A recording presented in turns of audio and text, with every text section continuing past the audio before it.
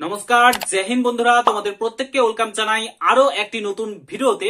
তো বন্ধুরা, তোমাদের প্রত্যেকের জন্য দারুণ খুশির খবর রয়েছে। কি খুশির খবর রয়েছে? এবার থেকে পশ্চিমবঙ্গের সমস্ত নিয়োগ, নতুন করে চাকরির পরীক্ষা, সমস্ত কিছু এবার থেকে পশ্চিমবঙ্গে বন্ধ, অনির্দিষ্টকালের জন্য বন্ধ। অলরেডি টিচার নিয়োগ বন্ধ হয়ে গেছে।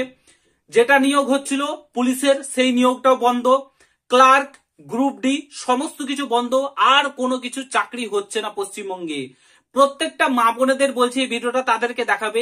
1000 টাকা করে নিবেন এবং সেই টাকাতে আপনারা পুরো মাসের সংসার চালাবেন। প্রতি মাসে 1000 টাকা করে নেবেন এবং সেই টাকাতেই কিন্তু সংসার চালাবেন।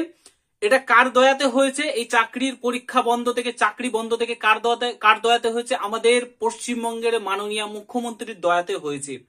কোন একটা নির্দিষ্ট জাতিকে বাঁচানোর জন্য আজকে প্রত্যেকটা পশ্চিমবঙ্গের চাকরি প্রার্থীকে ভুগতে হচ্ছে, ভুক্তভোগী তারা।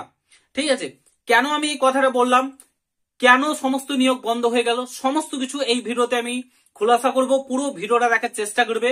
আর তোমরা যদি এই চ্যানেলে নতুন হও, অতি অবশ্যই চ্যানেলটাকে সাবস্ক্রাইব করে পাশে থাকা বেল আইকনটাকে প্রেস করে দেবে। যখনই আমি নতুন ভিডিও আপলোড করব তার নোটিফিকেশন সর্বপ্রথম পেতে অতি অবশ্যই চ্যানেলটাকে সাবস্ক্রাইব করে দেবে। ফার্স্ট অফ অল একটা কথা বলে রাখি, আজকে এসএলএসটির চাকরি প্রার্থীরা আন্দোলন করেছে এবং তাদের সঙ্গে কি করেছে তোমরা দেখবে। জাস্ট ফটোগুলো দেখো, ভিডিও আমি প্লে করতে পারছি না, ফটোগুলো দেখতে পারো এখানে। তো তাদেরকে মেরেছে এবং তারা আন্দোলন করছিল, শান্তিপূর্ণভাবে আন্দোলন করছিল, তাদেরকে মেরে ভ্যানে তুলেছে, পুলিশ নিয়ে গেছে ধরে। ঠিক আছে, এটা হচ্ছে পশ্চিমবঙ্গে আমাদের চাকরি প্রার্থীদের নমুনা। যারা দিনরাত পরিশ্রম করছে শুধুমাত্র চাকরি বা স্বচ্ছভাবে চাকরি পেতে চায়, স্বচ্ছভাবে নিজের পরিশ্রমে চাকরি পেতে চায়, তাদের আজকে এই অবস্থা করছে। ঠিক আছে, এবার আসি মেন টপিকে, যে কেন সমস্ত কিছু নিয়োগ বন্ধ অনির্দিষ্টকালের জন্য। ফার্স্ট অফ অল বলে রাখি, ওবিসি কেস, যেটা প্রায় তোমার 6 থেকে 7 মাস হয়ে গেল ওবিসি কেস। গতকালকে বেশ কয়েকজন, তোমরা অলরেডি পশ্চিমবঙ্গের সমস্ত নিয়োগ বন্ধ রয়েছে তোমরা জানো, এবং টিচার ফিচার সমস্ত নিয়োগ, পুলিশের নিয়োগটা হচ্ছিল, পুলিশের নিয়োগের জন্য ডাব্লিউবিপিআরবি বোর্ডে গেছিল যে ডেপুটেশন জমা দিতে ডাব্লিউবিপিআরবি বোর্ডের চেয়ারম্যানকে।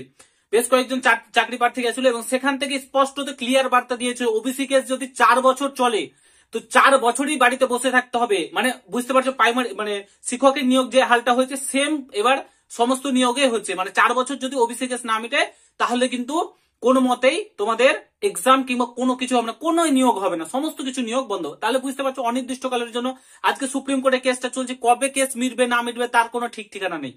দ্বিতীয় কথা একটা বলে রাখি, সেটা হচ্ছে রাজ্য সরকার যদি চায় তাহলে তোমাদের এই নিয়োগ প্রক্রিয়াগুলো করাতে পারে। কোনো একটা নির্দিষ্ট জাতিকে কেউ খারাপ ভাববে না ভাই, আমি কোনো রাজনীতির রং লাগাতে চাইছি না, বাট এটা সত্য, কোনো একটা নির্দিষ্ট জাতিকে বাঁচানোর জন্য আজকে আমাদের পশ্চিমবঙ্গের মাননীয় মুখ্যমন্ত্রী চেষ্টা করছে, ভরপুর চেষ্টা করছে, যাতে তার ভোট ব্যাংক না কেটে যায়। মানে জোর জবরদস্তি কোন এক জাতিকে কাস্ট দিতে চাইছে, যে এই জাতিটা যাতে ভোট পায় ভোট ব্যাংকের জন্য। আশা করি তোমরা বুঝতেই পারছো। কাউকে ছোট বা কোনো, বারবার করে বলছি, বোঝার চেষ্টা করো জিনিসটা, আমি কোনো খারাপ কথা বলছি না। কোন একটা জাতিকে বাঁচানোর জন্য কি করছে মাননীয় মুখ্যমন্ত্রী, জোর জবরদস্তি করে কিন্তু এই ওবিসি কেসটা হয়েছে। ইচ্ছাকৃতভাবে কোন রকম নিয়ম কানুন না মেনে ওবিসি দিয়েছে।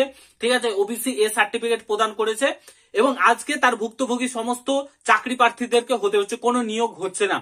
ঠিক আছে, এবং তাদেরকে এখনো বাঁচানোর চেষ্টা করছে। 12 লক্ষ যে ওবিসি সার্টিফিকেট কলকাতা হাইকোর্টে বাতিল করেছে, তাদেরকে রাজ্যের মুখ্যমন্ত্রী বাঁচানোর চেষ্টা করছে, ভরপুর চেষ্টা করছে, কিন্তু তিনি বাঁচাতে পারবে না।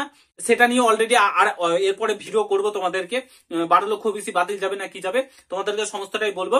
তার আগে বলে রাখি, ভরপুর বাঁচানোর চেষ্টা করছে। ঠিক আছে, এবং এটাও চেষ্টা করছে যাতে কোনো নিয়োগ না হয়। ঠিক আছে, কারণ ওবিসি কে বাঁচাতে গেলে এখন 1.5 বছর 2 বছর 4 বছর ওবিসি কেস যদি সুপ্রিম কোর্টে চলে, ঠিক আছে, তাহলে কিন্তু তোমার চাকরি কোনো নিয়োগ হবে না, পরীক্ষা হবে না। ঠিক আছে, হাইকোর্টের নির্দেশ অনুযায়ী কোনো নতুন করে নোটিফিকেশন আসবে না। তো অনির্দিষ্টকালের জন্য সমস্ত নিয়োগ বন্ধ। আমি কোনো ভয় দেখাচ্ছি না, বিভ্রান্ত করার চেষ্টা করছি না, বাট এটাই সত্য ভাই, এটাই সত্য। পশ্চিমবঙ্গের হাল আজকে কি হয়ে গেছে, বাইরের যারা হিন্দি টিচার রয়েছে তারাও বলছে গত 15 বছরে 10 বছরে কোনো নিয়োগই হয়নি পশ্চিমবঙ্গে, তারাও বলছে। ঠিক আছে, এমন হাল করে দিয়েছে। এই লক্ষ্মী ভান্ডার আবার ফেব্রুয়ারি মাসের 12 তারিখ বাজেট পেশ হচ্ছে, সেখানে আবার লক্ষ্মী ভান্ডারের টাকা নাকি বাড়াবে শুনছি, আবার ভোট দেবে। ছেলে মেয়েদের জীবনটা নষ্ট হয়ে গেল পশ্চিমবঙ্গে থেকে। তার জন্য বলছি, প্রত্যেকটা যারা বাবা মায়েরা দেখছো কিংবা কোনো স্টুডেন্ট দেখছো, চাকরি প্রার্থী দেখছো, তোমরা প্রত্যেককে বলো পশ্চিমবঙ্গের চাকরির আশায় বসে থেকো না, তোমরা প্রত্যেকে সেন্ট্রালের দিকে শিফট করো। সেন্ট্রালের অনেক নিয়োগ হচ্ছে, গ্রুপ ডি, এনটিপিসি, রেলের নিয়োগ করছে, প্রত্যেক বছর নিয়োগ হবে এবার থেকে। তারপরে তোমার এসএসসি স্টাফ সিলেকশন কমিশন নিয়োগ করে, তাদের দিকে পড়াশোনা করো, রাজ্যের আশায় বসে থেকো না, নাহলে সারা জীবন পস্তাবে এবং বাবা মায়ের যে দুঃখ কষ্ট সেটা কোনোদিনও ঘোচাতে পারবে না। বাবা মা দুঃখ কষ্ট করে তোমাদেরকে যে পড়িয়েছে তার ফল তোমরা কোনোদিনও দিতে পারবে না। তার জন্য বলছি পশ্চিমবঙ্গে বসে থেকো না। এই সরকার শেষ করে দিল পশ্চিমবঙ্গটাকে। এই সরকার একদম মানে জঘন্যতম কাজ তারা করছে। আশা করি বুঝতে পারছি, আমি কাউকে ছোট করছি না, কোনো দলকে আমি টার্গেট করছি না, বাট এটাই সত্য, যেটা ফ্যাক্ট সেটা আমি বললাম। ঠিক আছে, আশা করি বুঝতে পারছো। যদি ভিডিওটা ভালো লাগে তাহলে প্রত্যেককে শেয়ার করে, চ্যানেলে নতুন হলে অবশ্যই সাবস্ক্রাইব করে যাও। দেখা হচ্ছে নতুন ভিডিওর সঙ্গে। ভালো থেকো, সুস্থ থেকো, গুড বাই, জয় হিন্দ, বন্দে মাতরম।